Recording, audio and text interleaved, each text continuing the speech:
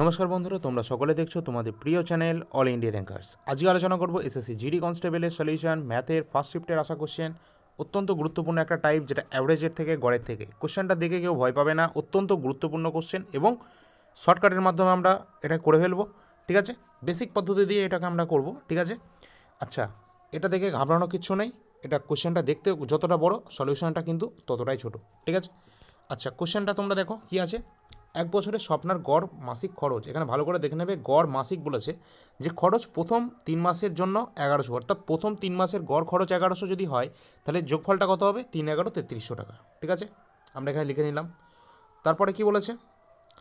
তারপরে বলেছে তার পরবর্তী 5 মাসের জন্য হচ্ছে 1000 টাকা। তার মানে কি, তোমাদের সাম যদি আমরা করি তাহলে 5000 টাকা হয়ে যাবে। শেষ 4 মাসের গড় বলেছে কত? 1200 টাকা। অর্থাৎ শেষ 4 মাসের গড় যদি 1200 হয়, তাহলে টোটাল 4800 টাকা। ওকে, আচ্ছা, এসব কটাকে যোগ করে দাও। 0 0 আর 3 11 10 13, তাহলে 13,100 পেলাম এখান থেকে। ঠিক আছে, এটা কি পেলাম? এদের হচ্ছে খরচের যে টাকাটা সেটা পেলাম। এরপর বলেছে সঞ্চয়, তাহলে সঞ্চয় হচ্ছে কত? 1300। তোমরা সকলে জানো যে সঞ্চয় আর যাদের খরচ আর সঞ্চয়ের যোগফলটাই হচ্ছে আমাদের আয়। ঠিক আছে, আচ্ছা, তাহলে আয়টার সাথে এই যে খরচটার সাথে আমরা সঞ্চয়টা যোগ করে দিই, কত আছে? 1300। 1300 যদি যোগ করে দিই কত পাবো?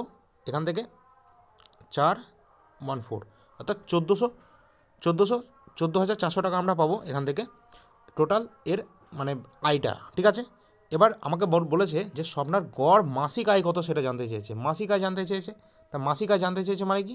মাসিক আয় জানতে চেয়েছে, তার মানে হচ্ছে এটাকে 12 দিয়ে ভাগ দিতে হবে, অর্থাৎ 12 দিয়ে এটা কাটলে কত হবে? 12, আর দুটো জিরো আছে, সুতরাং 1200 হয়ে যাবে এটার right answer. Option number A.